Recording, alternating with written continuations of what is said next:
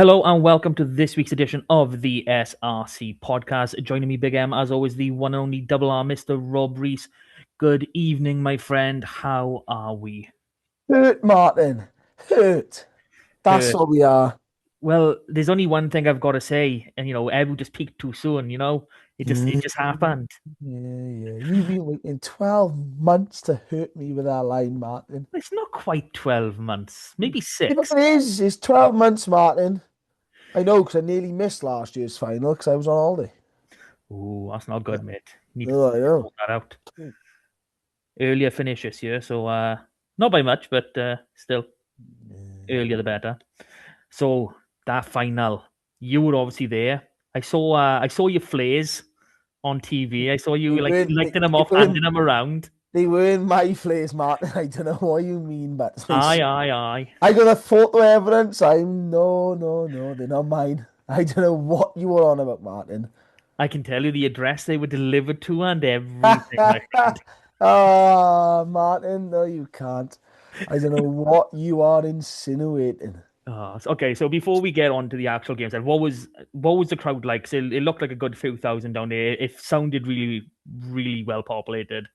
Yeah, it was good. I think the weather always helps with that. I think it was smaller than last year's. Last year's broke the 4,000.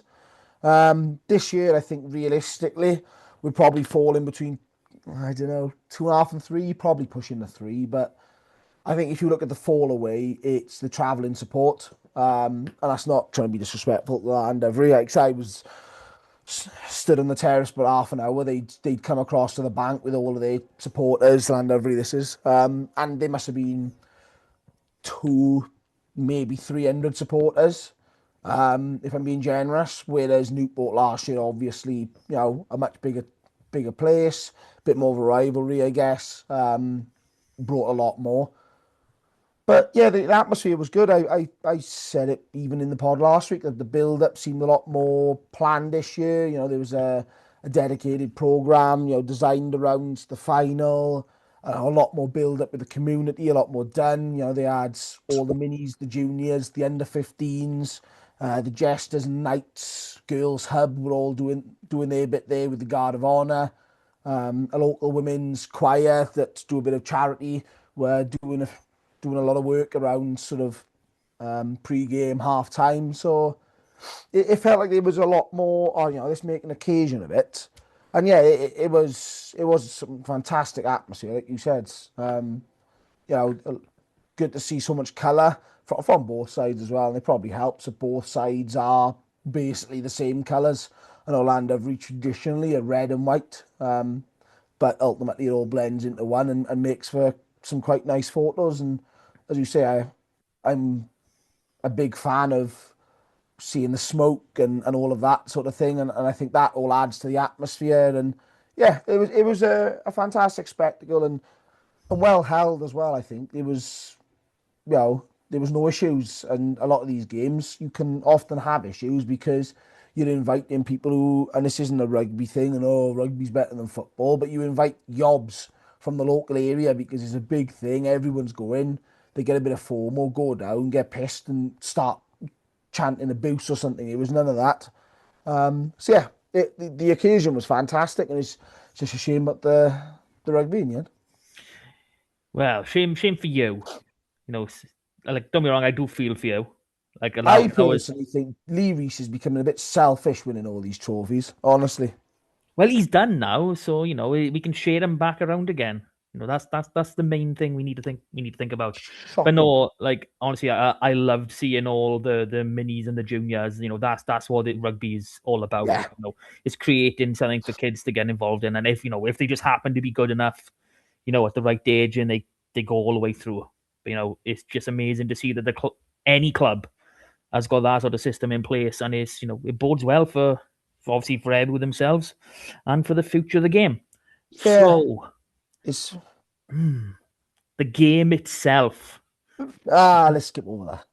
well, it was a decent start. Like obviously, I know I said last week when we see the Llandovery 50 and if we see Kian Abraham wearing 13, then we're gonna know how Llandovery are gonna want to try and play better, and they did play a lot of wide ball. And kind of ironically, it was that style of rugby that beat you, but it wasn't from any sort of planned moves. It was the final two tries, the from the kickoff, and then obviously Lee Reese's to finish. It was Jack Davis on both occasions, just beating defenders just for fun, and it eventually sets it up. But let's go back to the beginning. First half, nice easy guide into it. I think you get the first penalty, you go 3-0 up, and then what was it? 5 minutes. Quick was it a quick throw? I'm trying to cast my mind back now. No, they took it round, didn't they? But they played off the advantage. And I'll be honest, your news didn't have a good game. Like, I'm not saying he had a bad game, but by his standards, he was poor off the tee. And and it's one of those ones, like, what happens next? How he has failed to dot that ball down is a lapse in concentration by by him, I'll be honest. Like I said, to have your foot in touch over the dead ball line when yeah, he was comfortable. It wasn't like he was reaching and having to dive for the ball and that. He carried it from 25 yards out, sort of thing. So they were lucky they had the advantage, and then he missed the penalty that he had to go at anyway. So Yeah, it was. It is something you would never expect to see in a final at any level. But, yeah, for the top domestic league, it's maddening. But fair play, and his name's probably going to come up a few times in this week's pod. Sean Parry never gives up.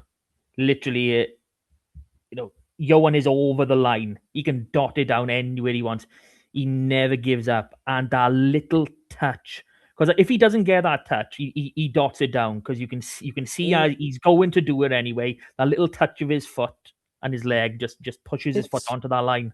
it's a perfect example for kids playing rugby as well, right? In the reason you always chase back, you try and charge down a conversion, is because 90% of the time you do it, you can't do anything about it. But you've got nothing to lose because once in every Blue Moon. blue moon, Christ, that might be the first time in Sean's career that that's ever happened. But the player drops the ball. I'll be honest, I've probably seen it twice at Eugene Cross. The other was RGC, the first season they come up. Rupert Moon was the director of rugby. And they literally, as they sort of slowed it down as they literally about to dive under the thing and knock the ball on because Dan Amon was chasing them back. And this is exactly it. Like it sort of set the tone, I'll be honest, because you think, oh, here we go. Got away with one. Llandovery at this stage is starting to get a lot of quick ball. They were going for a lot of width, I'll be honest, because they were getting hammered through the middle. Everybody were making some solid gains when with ball in hand, but the breakdown, Llandovery were getting hammered. Yeah, Um, was it 8 or 9 turnovers in the end for Sean in the game? Like it was a lot. that's unbelievable when you consider he spent 10 minutes.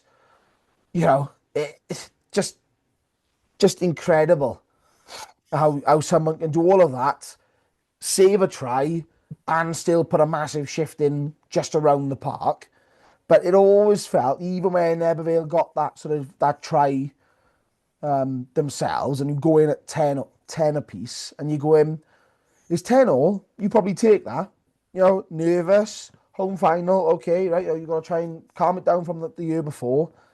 But Llandovery sort of felt that they was itching. They was ready to go into gear. Ebervale weren't at that level. So you sort of felt, right, we got to keep this tight, keep it controlled. And it didn't take long for that to completely go tits up No, because it's 2 tries in 2 minutes. I think if we forget the Lee Reese one just for a second, the dual tries in 2 minutes, I think was the defining sort of moment that a lot of people lost a bit of belief. Um, when you're kicking off, you've got the pressure on your man. You cannot miss that tackle. And that was a story of Ebervale's game, was missed tackles and poor discipline. Um, Even though I thought the officials were an absolute bag of shit. Um, as the losing side normally does. no, like, I'm not. No, I'm messing with you, but I'm messing. but it's like you miss that tackle, he bumps out, and there's space, and they made us pay for it twice. That was 12 points straight away in a game that felt that if it went more than 7, you was in trouble. Ebervale then had a line out up against the terrace. You know, you think, right, here we go. They need something here to get the terrace and to get the bank going, because when that bank gets going, the momentum on the field is obviously shifting, and then it becomes the bank is helping the momentum on the field. The momentum on the field is helping the bank, and it becomes a very difficult place to stop, especially when you have that many people there. So it's a lovely line out. The throw is perfect. The lift is perfect. I think it was Alfred Bateman Lloyd was the jumper in this one, right through his hands, off his chest, knock on. And they go from there, and then a couple of minutes later, Leary scores through. And I'll be honest, they looked at it, and everyone's thinking it's a forward pass at the time, and they looked at it. I've seen it back, and it's not. It is legitimate. And that line out just sort of felt, well, nah, that's it. We had to get, and it was 30 yards out, 35 yards out, right? So it's not like, oh my God, here's a massive try scoring opportunity. But you felt if you could get a bit of a shunt on there, like I said, the bank get into the game, a bit of momentum, but it was like knock-ons at the wrong time. There was probably 3 knock-ons. Mitch knocked one on out wide. Adam Courtney about 8, 9 meters out in front of the post. Ethan Phillips just going into the sort of Llandovery territory, and you sort of like we got away with a couple of those against Newport, and you can't do that when you're chasing the game and you need to score those opportunities. So yeah, it was. It's unfair to say that Ebervale gifted that one, but they'll be bitterly disappointed that they've given Llandovery a title with so little pushback, effectively, and so little opposition or quality opposition in the end.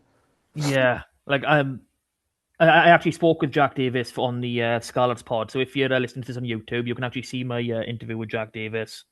I did speak about the try that he set up, the second Harry Dole one, and for me, when that second one went over, I was like, okay, this is feeling comfortable. And I can't remember what minute it was, but you were held up over the line, Yeah, and I think that was Morgan the only yeah Basanto carry, and do you know why I felt gutted about that? Because it was a lovely carry, and it just felt the wrong side of the post because he hits the post. Obviously, has been the law change a couple of years ago. You can't score at the base of the post, and obviously they've rolled him off the carry as he's bumped and gone around. They've obviously rolled in there, and they've got the held up from there, and it's just absolutely gutting. And I think it's a wider piece, but I always feel that should be a 5 meter scrum still, not the goal line dropouts, and you should benefit the attacking team. yeah. I mean, it has changed. That the rule in itself has changed the game slightly, and I love my scrums, so yeah, I'd happily go back to a 5 meter scrum. But Because all that means is if you got a bit of a leaky defense, sort out your front five, and you can get a bloody scrum that can, get that ball back. It does. You can still hold them up over the line and get your ball back. But yeah, like that was the moment that it felt, yeah, that's all you're going to be doing in the rest of the second half. There's no chance of you coming back at that point. Now, no, obviously, it was all too one dimensional and readable. It was two phase of carries. Up here they go, they're spreading it wide. They get to Evan Lloyd, and it'd be a missed pass dummy runner. And it was every time, and it was readable, and we were calling it on the bank, and we were, come on. Like, they were so little pace and variation in the back line at times. And then you're going, well, Llandovery are a two quality side. They were extremely quick off the block. They knew what was coming. And you know what? I said this to Ricky Guest after the game. I said Llandovery's back line was what, 1,200 plus appearances? You know what I mean? Like Lee Reese was over 400. Rodri Jones is over 350, I think it is. Aaron Correct me if Warren's I'm well up wrong. there, That's what I mean. Like I think the Warren boys are going to have 200 each. minimum. Jack Davis is going to have 50 with them. Oh, I actually know this. He's on 45, if I'm remembering right, That's not but that's bad. not too bad Like for three Keane years. Abraham's the least experienced starter there, I would say. In thinking back, like Johan Hughes is going to be a couple of hundred, I imagine. Yeah. So again, like you've got a backline there that just marshaled it well and worked together. And it was just like they were working as a unit and it was coming off and they looked dangerous going forward wherever they were trying to work. Everything they had to do was that, twice as hard. And yeah, ultimately it doesn't pay off. And it sort of felt like they said that Lee Reese moment then was just capping it off for him sort of thing. But I think at that point, most of the hope had sort of started to fade away, if I'm honest, even though that wasn't dead at the end. The own mistakes effectively nullified us. Yeah, because I mean, I can't remember who got Sarah in the game for this match. Sean Parry Was Sean Parry was there? was Sean got the SOC and the Eberville one. Yeah, if you're getting the SOC one, you're more than likely going to get the Ebu Vale one, really. I mean, and that's absolutely huge in telling that you've been defeated, and I'm not meaning this in a bad way. You've been defeated by a pretty bad scoreline for a final, and you're still picking up man of the match. Now I know, Yeah, like it was literally obviously the first try for Harry Dole was just pressure and then well worked out to the wing. That's literally all it came through. They just worked into the 22 really hard, not got you into a narrowed your defense in, overlap on the one side, and it was just nice work. Leary's pass out, I think it went to who may have been Abraham, someone else, and then one more to Harry Dole and bang in. But the last two tries, it was that missed tackle as Jack Davis takes the ball from the restart, and I don't think there's a chasing Ebu player closer than maybe 12 meters to the touchline, and yeah, very he narrow. he sees that and he just goes on an arcing run, and it's a very very simple 2-on-1 to release Harry Dole. And fair play, you need the ball axe and you need the ability to actually execute it, because I know it's a simple pass, but running at full tilt, controlling your speed, not letting the nerves get hold of you, it's not as easy as it is in training. I think as well what summed it up was the runners were causing Eberville problems. Look at the first try, and there's actually three men that Rodri Jones busts through. It's Yeah, like there's too many men going for the tackle, and they effectively bump each other off the man, and he goes through. And that sort of sums the day up. Nothing that could have gone right went right. Owen Conk is your most promising looking player, your most dangerous player going forward. When you actually think of Eberle's game plan. And he got taken out the game. And I'll be honest, with what Dylan Bartlett got red carded for late on, it should have been a red card at the start. And it just felt like one of those games, nothing was going right. Um, yeah, just disappointing to be honest. And it just felt as well that the game was just getting a bit scrappy. I don't think Carwin Sean controlled it. In like after Ebervale's tried it, bags, and you're going, hang on a minute, what's happening here? The scrums were up and down. Speak to him, down, up, down, up, down. Then it was handbags throughout the game, and then that's when you just start piling yellows out, and ultimately the red at the end. And I think you're just looking at that. Say that's a red. At the end, you got Carwin Sean in the middle, who's within 20 feet, and Ben Connor, who's within 10, 12 feet. Professional referee. And they couldn't make a decision between them with the clock less than a minute to go as to what had happened and what was seen. And it's just like, well, come on, you go into a TMO, who for once wasn't actually the competitions manager. Um, and it just felt a really disjointed game like that. Like they said, they had a long look, and this is where it's going a bit like football, where like the VAR screen, you got to run over to it. yeah, that was Because quiet. obviously there's no big screen. I appreciate, but they put the TV right down by the clubhouse. So when they're having a look at the fucking handbags after Ebervale's try, which had been scored at the cricket piv end, the referee and all that got to run 80 metres. Then they're running 80 metres back, just like the one at Newport the week before. They're running about 60 metres to have a look at that red card, and you're going, Jesus Christ. Game's over. Like, just Like, make a decision. honestly, we played around 15, 16 minutes of that's called added time. Obviously it's not added time, Stop it's time. stoppages. And yes, some of that was Owen Conker being down, etc. But when you've got a game like the first half is like 55, 56 minutes in actual start to end, it's like, Jesus Christ, come on. Yeah, it doesn't bode well. This is we. It doesn't matter what level it is. We all will mourn at the standard of refereeing. Quite a lot last weekend with the West Wales derby as well. But conveniently enough, Ben Connor and Carwyn Shawn are ARs for the Scarlet Dragons coming Saturday. So these performances, and yes, referees and assistants and TMs they're allowed to get things wrong. Yeah. That's how you learn. We're not It's, having a go because you no. get making things wrong. We're, There's, we're annoyed because there doesn't seem to be any learnings from it. You yeah, run it and correct. you're straight back into it. There's two things as well, right? There's consistency. All you can ask for is consistency and a dedication to your call. If you say that's a penalty, and you can give an honest explanation as to why it's a penalty, fair play, the captain's got to go, do you know what, I disagree with that. And whether you disagree is wrong and you can review it five times. But when the referees are going, I'm not sure. Oh, let's go and check the TMO again. Let's go and check the TMO. We haven't had a TMO all season, even for the televised games. And then they bring them in for the semi-finals and the final. And then, as you say, the consistency. And it is actually like the headshot initially, when you actually listen to what was said by the officials on TV, is actually bonkers as to how it was not actually picked up as more. So the wording on TV was upright, head contact, always illegal.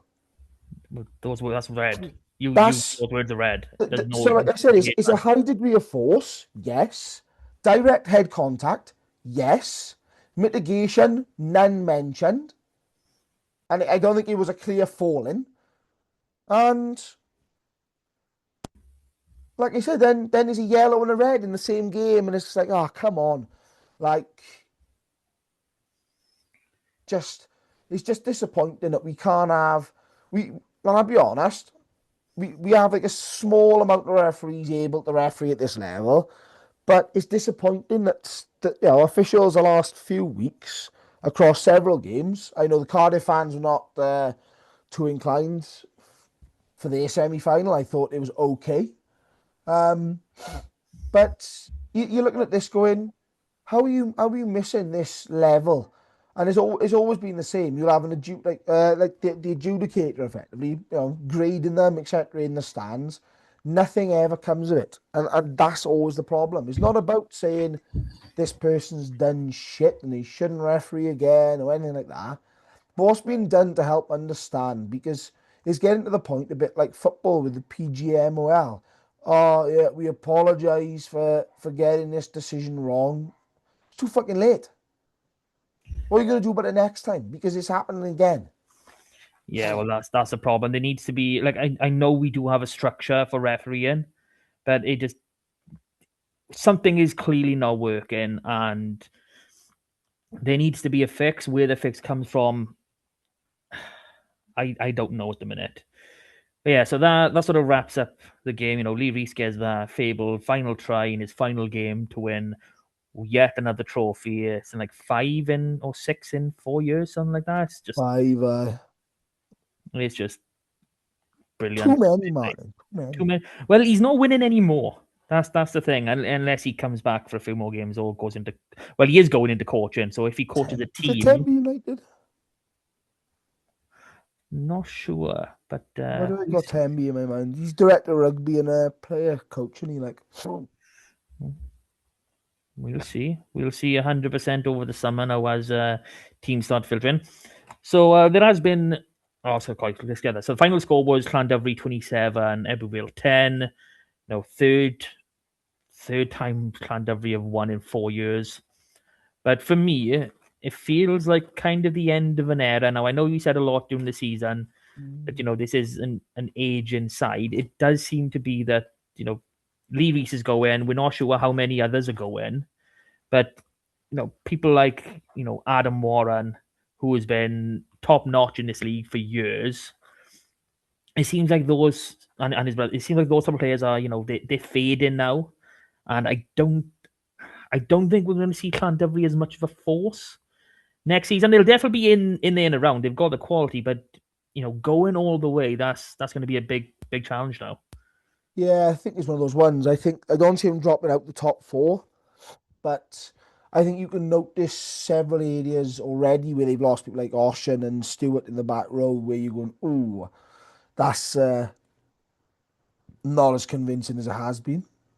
Um, but yeah, it's interesting as well because they've got a couple of front row problems, I think, in terms of depth, and the boys who were sort of filling in, I could see breaking into the Scarlets more and more, especially Harry Thomas. Um, so like once you start going up, hang on, we start losing players a bit more often. That's when it gets a bit more interesting. But as you say, it's all credit to Lee. I think he deserves a nice send off as well. He's one of those players.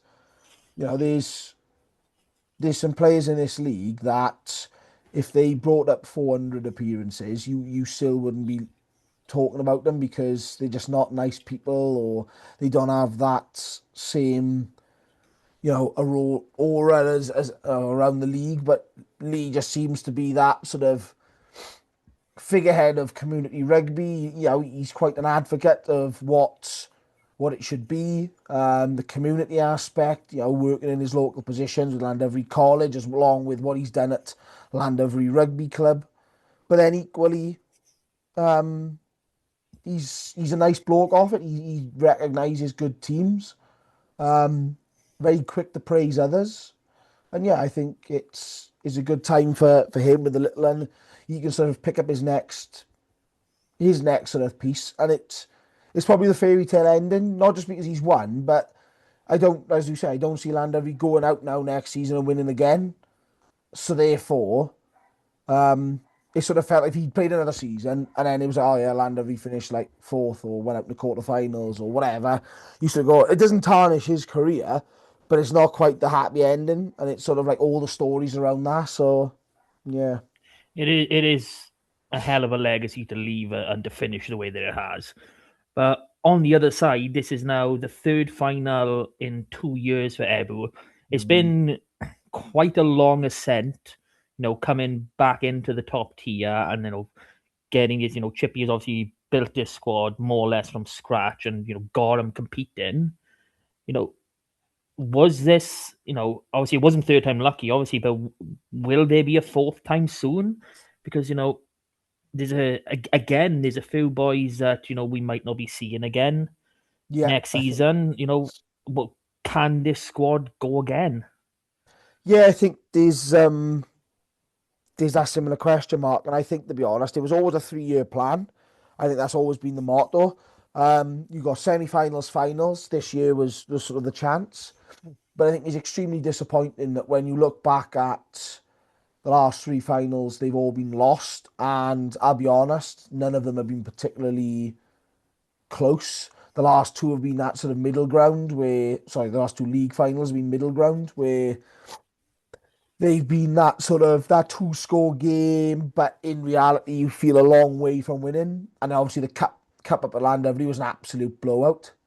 And yeah, there's context to that, but it's frustrating that the club hasn't kicked on because it feels that they sort of needed to. As you say, there's going to be a few players I think might not be back next season. And we'll touch on one a bit later on when we do team of the season, Martin. Okie dokie. So, I mean, we're probably over halfway. Depends how much talk we can get on this team of the season. So, Yay. like, share, subscribe. You know what to do at this point. Comment, tell us we're talking shit or whatnot. We're happy, very happy to hear it. So, team of the season, do we start 15 to 1 or 1 to 15?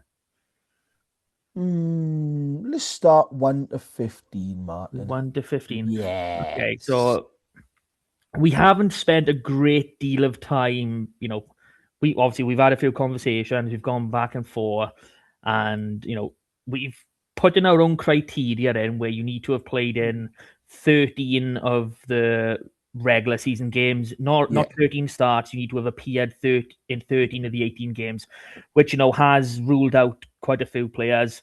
Like if we go back to the Espadrec team in the season, Steph Emanuel, Craig Hudd, Um, and Johan Emanuel don't meet the requirements to even enter consideration for our team. I think there was like 5 appearances for Steph, 8+3 for Johan, and 11+1 for Craig.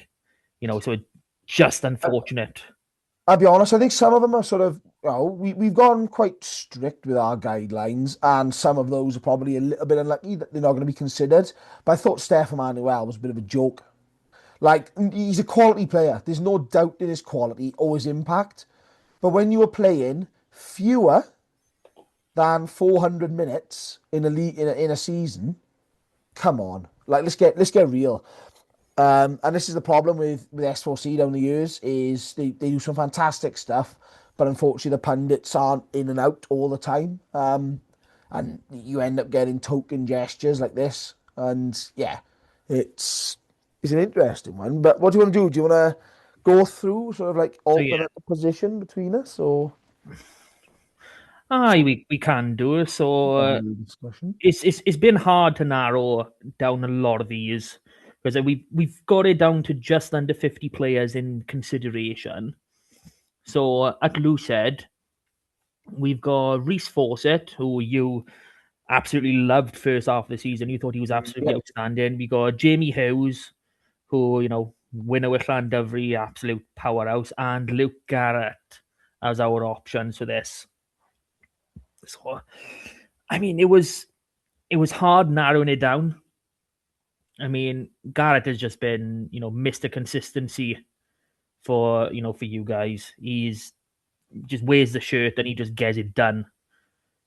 Basically, Reese Fawcett, he was playing like 99% for about 10 games on the bounce, and then he sort of slipped away. And then we got Jamie Hughes, who, well, I mean, he's been one of the best scrummagers in the league for a few years now. And for me, he just pips it. The try scoring is a bit of a bonus. Getting that double a few weeks ago Mhm. was absolutely awesome. But it just shows what a good prop can offer you, and we're going to see that again on the tight dead side. So you happy we're going for Jamie Hughes by here? Yeah, I think that's probably it. I would probably have put Reece Fawcett in if he continued his form throughout the last few months, but I think Jamie's been a lot more consistent. And if anything, Jamie's peaked at the right time of the season, and that's a sign of a very good player.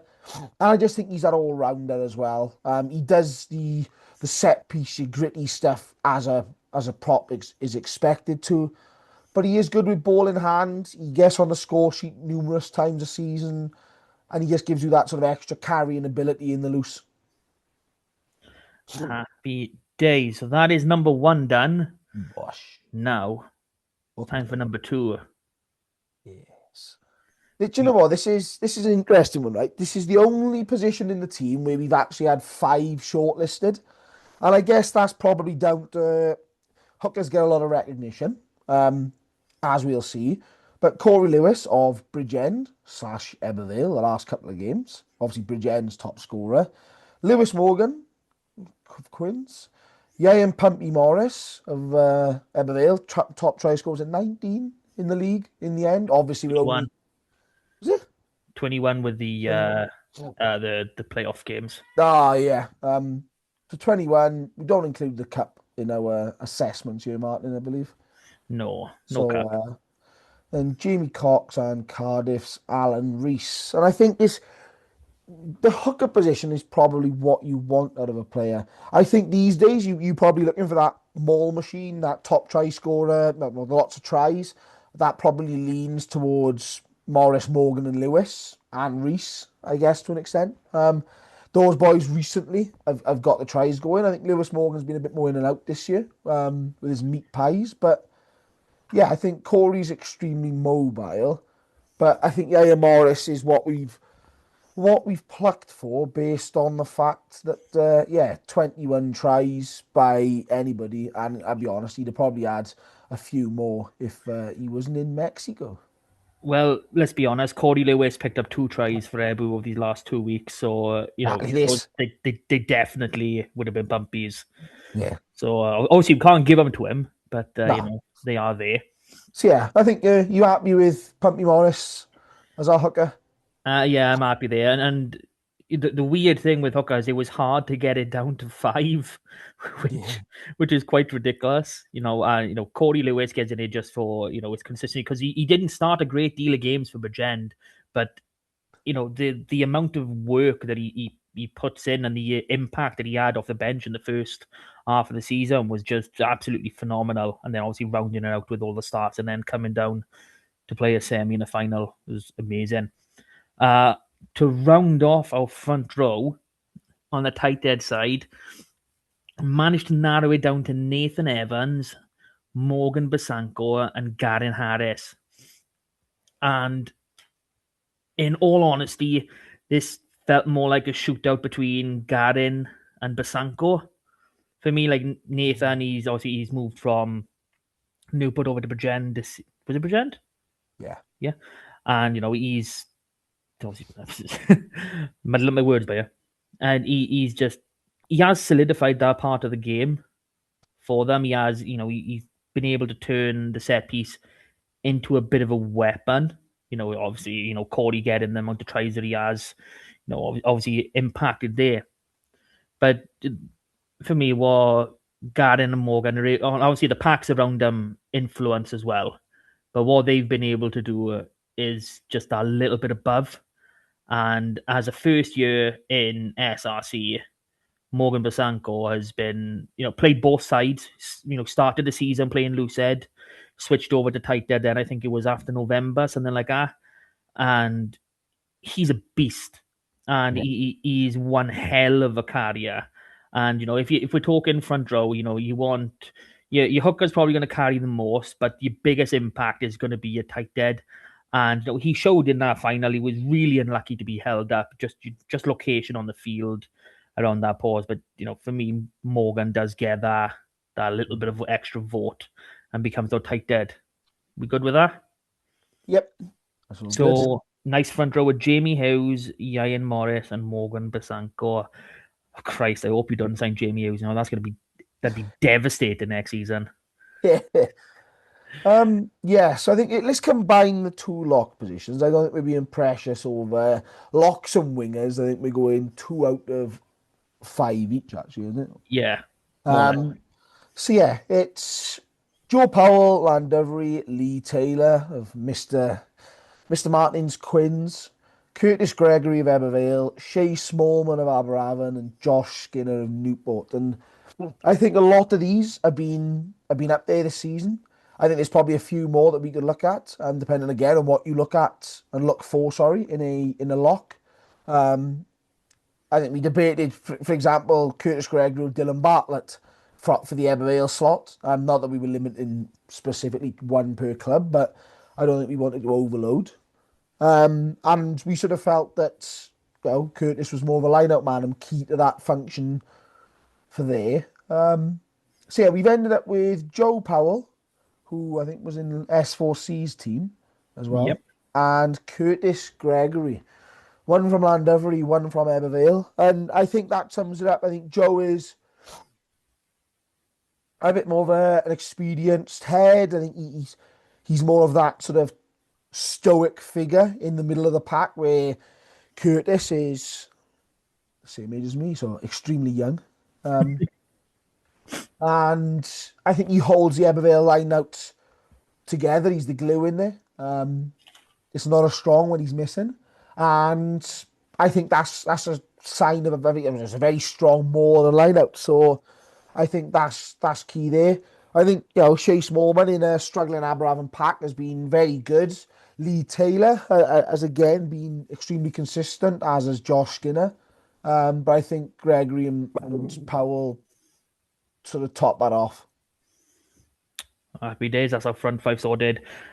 Now back row. This six I think is probably 6 and 8 is hard that we've had to narrow it down to one now. Yes.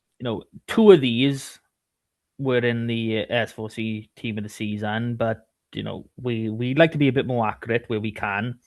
So for blindside for six, we got Ben Fry, Hunter Ward, and Scott Matthews, and yeah, like the experience and the ability of Scott Matthews and what he brings to the table is absolutely phenomenal. Oh, It's like when we come to it, like Morgan Allen just missed out due to the appearances, but he's very much the same.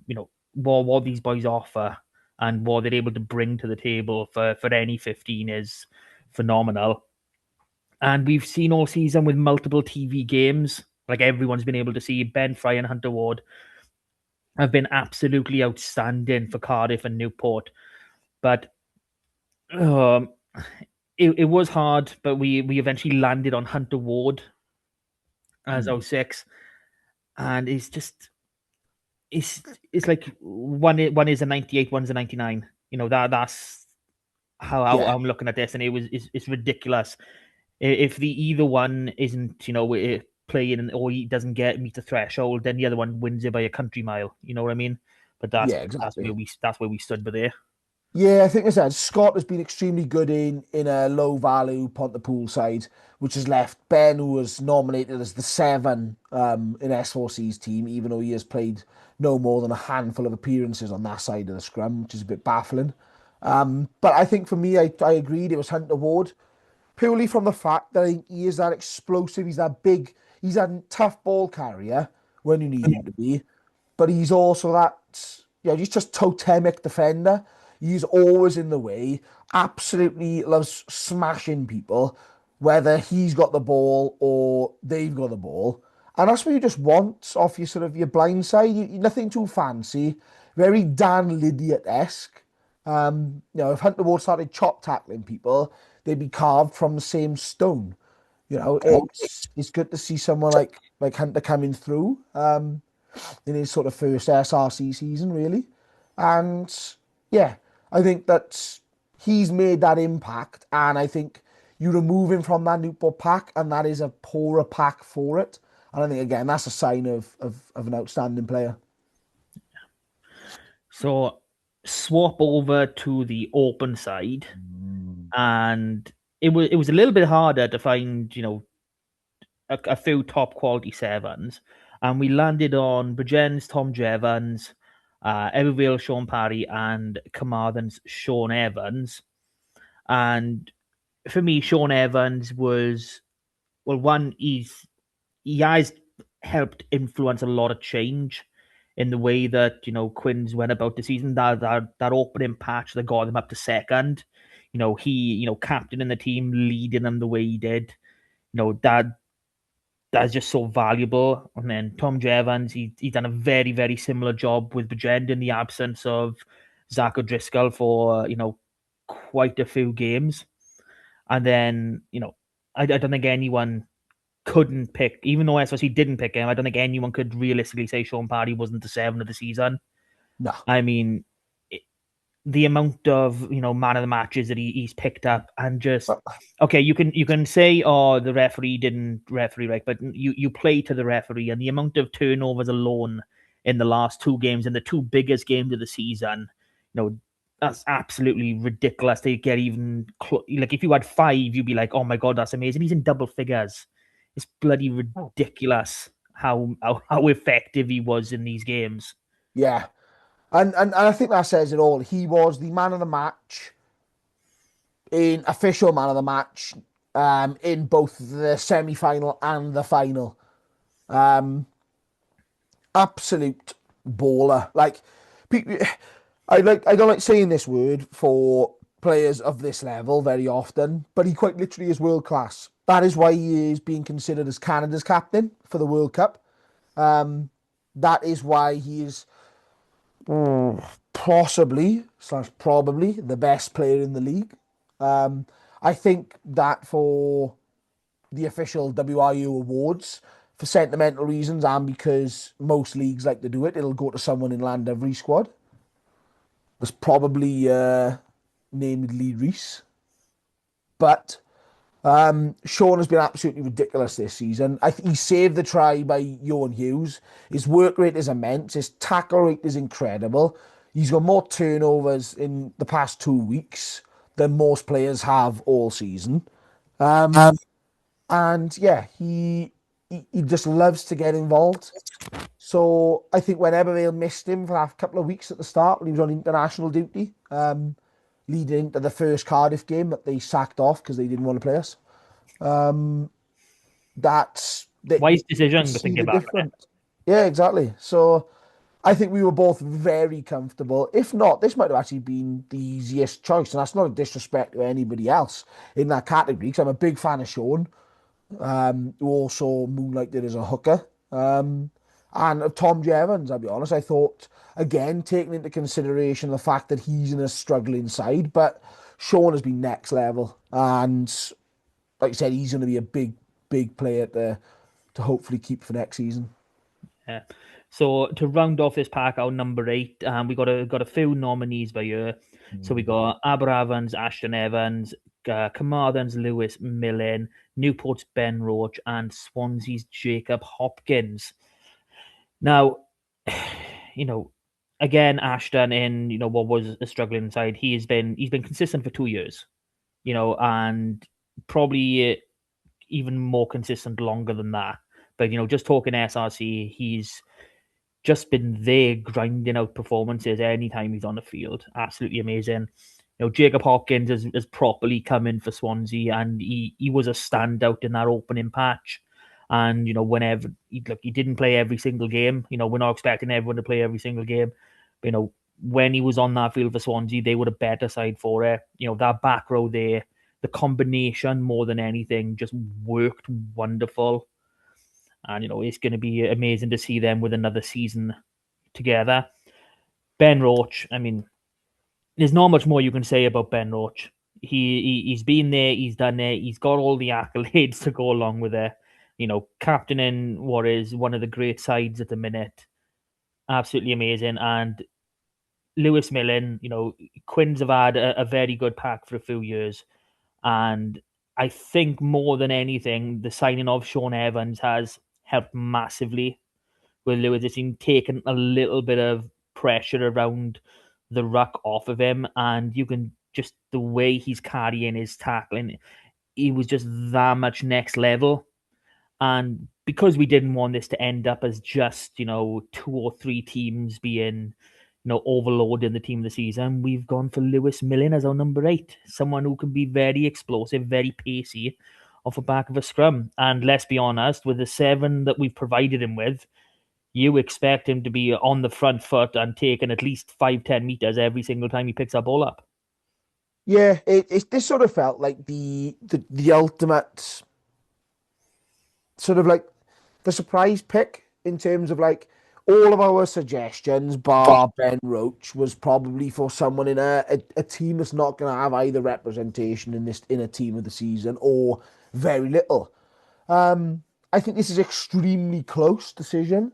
As you say, the captaincy qualities and reliability of someone like Ben Roach is hard to overturn. But I think that Lewis Millen, especially on a narrow pitch, his tackle count and his rate is incredible. That's why I think he did finish at the top tackler in the league. Ashton Evans, the same, with ball in hand, extremely destructive, one of the highest rates of success and dominant carries um, in a struggling side. But yeah, I said I think we've settled on Lewis Miller, and I do tend to agree. I think it's nice to share these out and not just make this a top four sides team of the season with a chuck in pick from someone. I think this is extremely well earned from Mr. Millen. So, do you want to take nine, my friend? Yes, I do. Um, nine. We've got three players. And again, there's probably a couple in here that are going to surprise people. We haven't even included S4C's nominee S4C's pick as one of our nominees. We've gone for Matthew Aubrey of Swansea, Lee Reese, some bloke from Llandovery apparently, and and Scott Whitlock, and he's Ashton Evans, then Jesus Christ, wrong player in Aberafan. Scott Whitlock, who I've been a big advocate for this season, again behind a pack who's very new, inexperienced, and struggling, has dealt with a lot of good ball. And in some ways, I see Leary's qualities in him. He's always alive with the ball, even when the referee's playing. Oh, hang on, advantage. He's looking to tap and go. He's looking to dart. He gets the back line moving. He gets a lot of movement in that Aberafan side. Matthew Aubrey, very similar, obviously ex-professional, has jumped in with Swansea and is again leading what is a very young backline, except for Joe Thomas, and has set themselves alight at times. But I think it is hard to look past Scrappy, Mr. Lee Reese, Mr. 402, consistency. Sometimes as well, you don't even realise it. I don't think the final was his greatest game by far this season. He didn't have a bad game, but he goes about his business so regularly now that you almost just think it is normal. To be playing at this level for 400 games. You know what I mean? That is absolutely unbelievable in itself. And what I like about Lee Reese, and he did it several times against Ebervale in the final, is he tap and goes every opportunity he can. One, because he knows the support is there. The referee called a couple back on Sunday, and they have done all season. But he's always doing it because if the side aren't switched on or aren't 10 metres, penalty or advantage. Oh, hang on, Lee Reese has just gone. He's got a quick ball, 1-2 passes, and there's a try in the corner. And I'll be honest, it's that all round qualities plus his leadership that I feel has got Llandovery through this season, I'll be honest, because they've sort of waved a little bit at some stages. They haven't looked as convincing as Llandovery have the past few years. And then all of a sudden they come marching straight back and make themselves look like the Llandovery of the past 5 years. So yeah, Lee Reese is undoubtedly our scrum half of the season. Yeah. So partner in Lee Reese, we had four options. So we narrowed it down to Johan Hughes, Evan Lloyd, Billy McBride, and Keelan Cullen. Now, Evan Lloyd, Johan Hughes, obviously the two starting tens in that final, and we've had conversations, and neither have really hit the heights that we know they can. They have been consistently good, but those great performances haven't been as frequent as we have come used to in the past seasons. Keelan Cullen to come into a brand new team, and we know how bad Aberafan have been, and that's not meaning any disrespect, but he has literally he's taken over where Ed Dunford left off last season. He's slotted in, he's gone about his business, and this could have been quite easily an Aberafan season where they finished rock bottom with no wins, and he was, along with Scott Willock, very influential in not letting that happen. But we just as S4C, we have landed on Billy McBride. I think it was 17 starts, this season, over 200 points. Almost it's like By 100 points clear. by Of far yeah. clear. You can't knock that, and just what he does for that team, like Dion Jones when he's filled in a 10, has I've been seen has been I've great. seen worse orchestrating by Beethoven than by Billy McBride's this season. He's been absolutely fantastic. There's, there's a reason that he was the one that was okay, Scarlets is struggling for tens. Okay, we need an SRC one. Johan Hughes, who has been there with the Scarlets. Billy McBride too, but they went for the guy that was up in North Wales because they knew the quality that he comes down with. Yeah, So yeah, Billy was just yeah. I think unstoppable. out of those, he's been that step up. But pod exclusive, Martin. Pod exclusive. Here's the transfer I was talking about. Evan Ooh, Lloyd is going to Pontypool fuck off. next season. He is Pontypool's fly half. Are you serious? Yep, Jesus, that's wow. Evan Lloyd is going to be Pontypool's fly half next season. How has that happened? I mean, is Dorian coming back? I mean, you don't You have might it. you might have just stumbled upon a podcast rumor, Mister M. I mean, there is heavy appreciation, should we say, towards the fact that Dorian Jones may well be coming back. like, is the Tom Price, No, I position? think Is that he's going no, back? I think Tom Price has already gone back. Yeah, and then it's like, what was it, Will Ford, 17, 18? Look, you don't have tens. Like, Mm, Jesus, Mr. Martin. that's huge. That is, wow. If you don't get Dorian, then next season could be hard. Like, and Let's just say I think everything's gonna be okay. no, he's probably signed someone like Keelan Cullen or Johan Hughes now, haven't he? Keelan Cullen's re-signed at Aberavon, Martin. It's Oh, it's not come out. It's been announced, of it. Happy yes. days. Ah, Martin. But yes, that is your podcast exclusive and the transfer. Well, we're needing these transfers. KO Parry, we beat everybody too. We even beat, and then even buddy John Callard had to announce it on S4C Live before everyone else did. Ewan Rosser, we've got Ewan Rosser. Obviously, Connor Edwards, we've announced. That hasn't yet to be confirmed. Connor Edwards going from Doncaster to Pontypool. And then obviously, yeah, we will. All Pooler signings, basically. Yeah. Obviously, Chief likes to leak. No, I'm joking. Not Chief that's leaking into me. Yeah. I've uh, I've I've got on good authority that only about six players are going to be leaving Pooler this season as well, so it's going to be a very consistent squad. Mm. Yeah. So Yeah. What do you want cent- to do, Martin? Do you want to do centres or do you want to do the wings? What do you want to do? let's do centers. Let's do centers first. Yeah. Let's jump to 12. Centre's always a difficult one because I think top quality centres are hard to come by Yeah. at any level. Um, so the fact that we got three nominees, we've got Gabe McDonald, the youngster, obviously Quins, Rodri Jones, not so young with 350 games at Llandovery, and Joe Thomas, also not quite as young, obviously player head coach up at Swansea, and he's obviously going to be back at Swansea next season as head coach. This one was a little bit of deliberation, I think, between us around what we were looking for. I think Joe's been reliable, but not has that spark. Gabe Yeah. McDonald is probably not as reliable, but yet does have that higher ceiling. And it's probably fair to say Rodri Jones is probably somewhere in the middle. He had probably the highest ceiling of all of these players.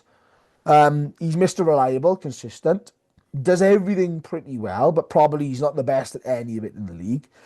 If you broke down the actual assets of a good centre. But overall, I do think that he is the man for our role. Yeah. Again, it was hard, picking these guys like, Joe Thomas, what he's had to do in what felt like a bit of a sinking ship behind the scenes in Swansea with coaches leaving and then having to step up.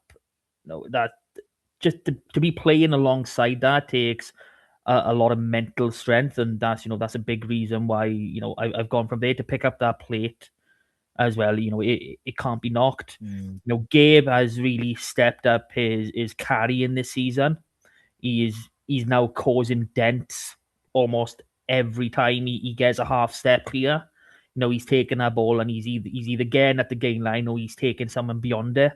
So that I'm hoping that's just going to keep on improving and the defense goes alongside it. Rather selfishly.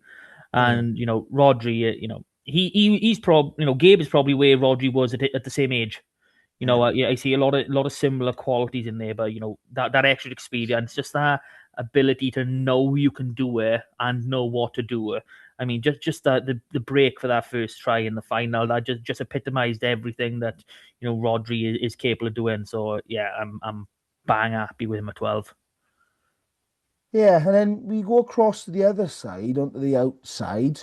The only position we had two nominees in, and I think this is fair to say this is where our criteria broke it down. Yeah, Ocean Darwin Lewis didn't make enough appearances, as didn't Gethin Callahan and Ryan Wilkins, for example, with Bridgend, players who spark for very short periods of time. Obviously, they lacked the appearances for us to include them. Overall, we settled on two players. I think the one that most would expect is Ethan Phillips at Ebervale. Absolute cannon of a boot on him. Superb distributor. and probably the distributor when him and Dom Franchi line up in midfield. But he loves taking players on. That first try that Ebervale scored against Llandovery up at their place in January was made by Ethan taking on, was it Griff Watkins was starting Yeah, in midfield? And he has a bit of a turn of pace, the stiff arm, he's a powerful lad, moves around the field. And then Joseph Gatt of Bridgend as well. I think that's a bit of a maybe a left field selection, but again, Mr. Reliable has got the backline swaying pretty good, has got some good weapons outside of him, scoring tries. So, yeah, I think that this was a difficult one for us to select due to either quantity and quality available to us. But I do think that we've settled on Ethan Phillips as the outside centre of the season. yeah, it was. I don't want to say it was easy. I don't want to disrespect anyone, but given what we ultimately had available to us, it was pretty a straight shot that it was going to be Ethan. Joe Gatt, been tremendous for Bridgend through the regular league season. Adam Moran, who again, he's someone that we considered in this, but just not having hitting those peaks has done in the past. Any one of Newport centers, I don't think more than.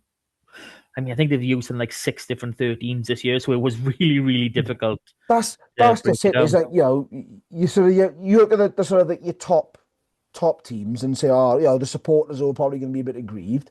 And we looked at Newport, and there's been this Johnny Morris, Shea Foster Smith, Harrison James actually had a start there, Westwood, Ackerman, Di Yes, Nick Dalton Richards. as well.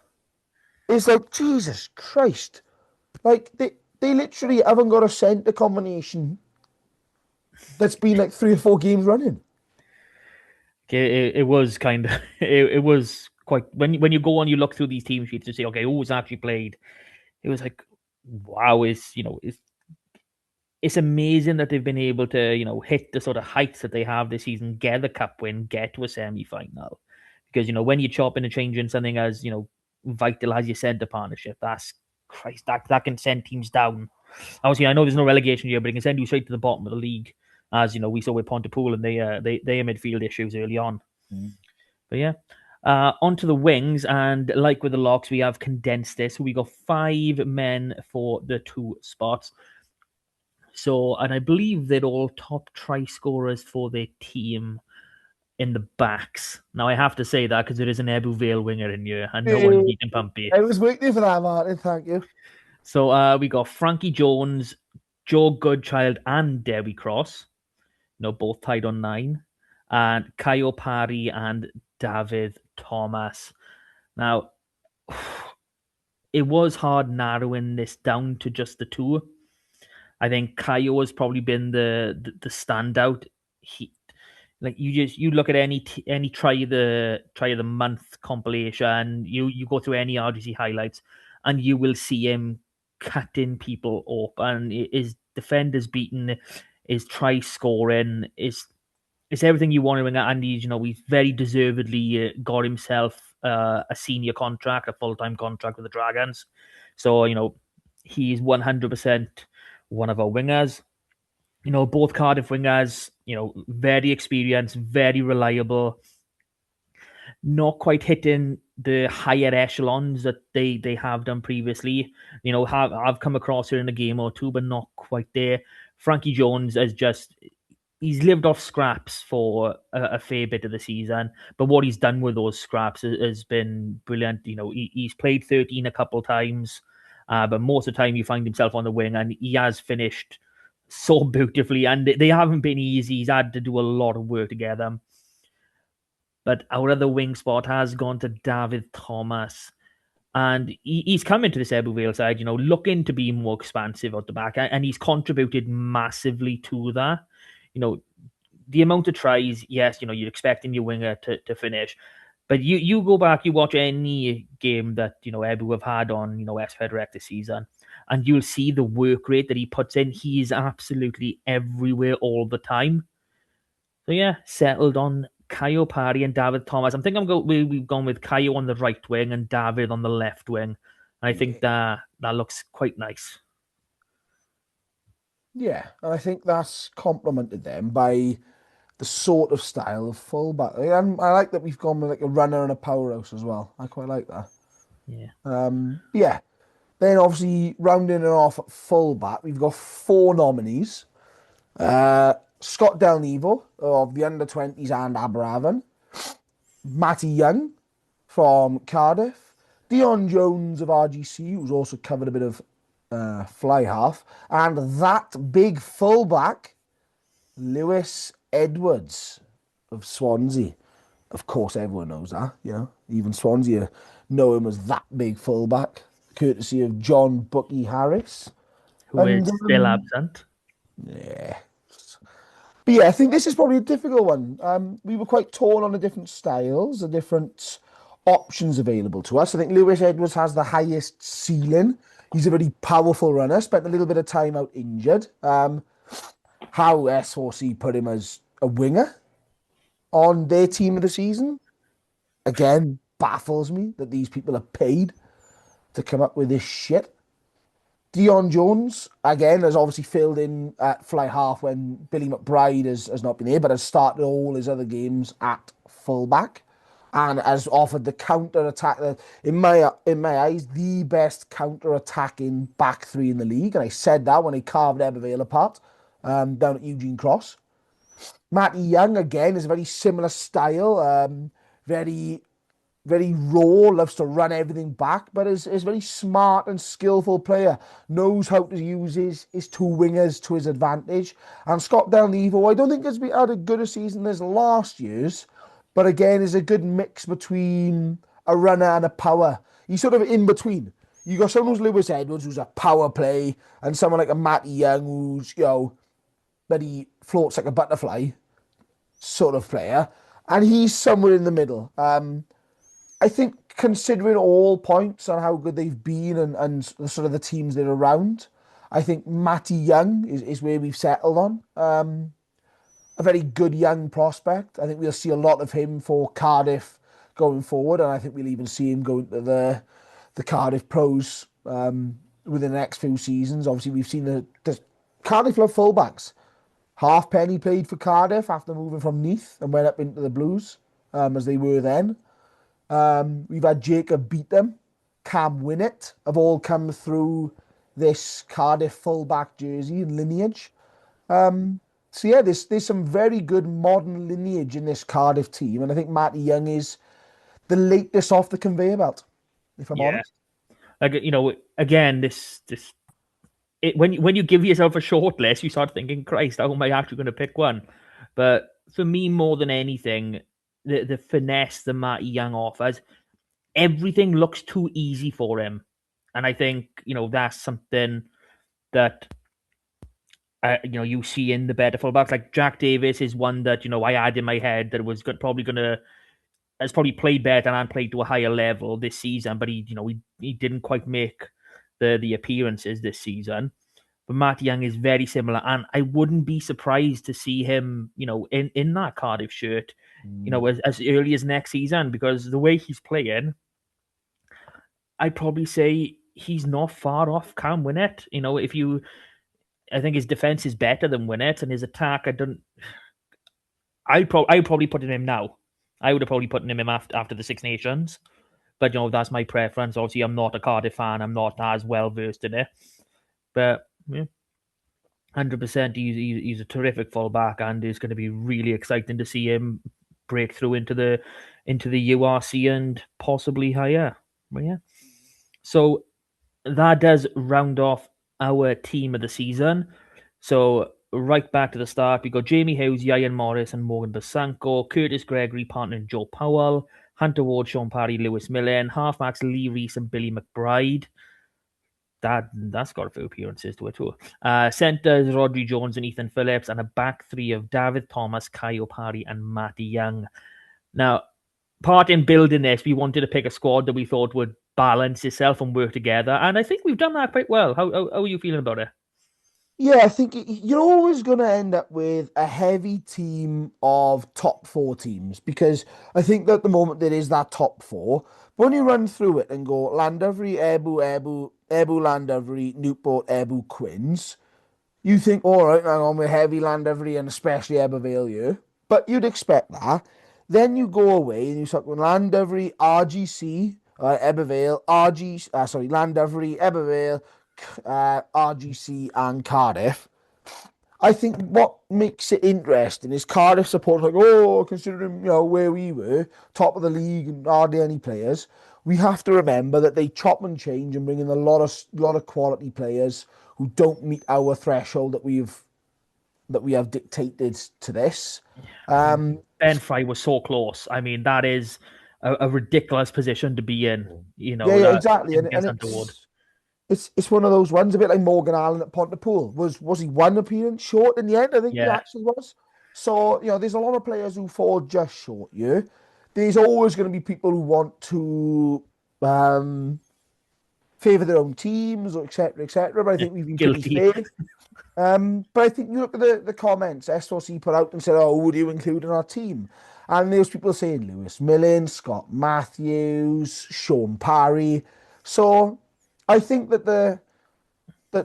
we've been quite fair, and I think we've given good reasons. But if obviously when you disagree, because you're going to tell us our team's a bag of shit and we don't know what we're talking about, um, check them in the comments, because I think that's what a lot of people don't appreciate is we watch a lot of rugby between us. We see a lot of highlights and Oh, action that are not publicly available. yeah. That's We that's go that's to always a fun one to try and get them back. you The know, bloody we match go to a lot recordings. of games between us, John included in this. And ultimately, when you see these sort of players, you've got to look at not only stats, you've got to look at the impact and the leadership that they bring. And ultimately, I think as long as you can stay, and I've always said this back to when I was doing all the writing, if you can stay true and advocate fairly as to why your opinion is your opinion, I think you can stay true to it. And that's Cool. why we've done what we have. Need Egg Web Avail players, though. needs more Evervale players. Of course it does. Of course it does. Okay, Yeah. so that brings us to the end this week. As always, please like, share, subscribe, comment. We've given you a lot of talking points to basically call us out or agree with us, or let's have it. Let's get. If you want to build an SRC podcast fans team of the season, that would be amazing. I don't think anyone has got the time to go through with it, but Well, why don't we, Martin? And the hooker's the only one that will struggle on this. Is put out some fan polls. We'll put them out on our social media, over on Twitter, on X, and we will let the people decide what the fans want of their selection, and then we'll read that out on next week's podcast. We'll just run through the winners. that's an idea. I think you're gonna have a busy couple of days sorting that out, mate. Yes, that's my train journey to work sorted. All right. Well, Rob, as always, thanks for joining me. Thanks to all our listeners just for tuning in. And we will do this all again next week with the first part of our two-part review. Woohoo! Oh, Till then, super. super.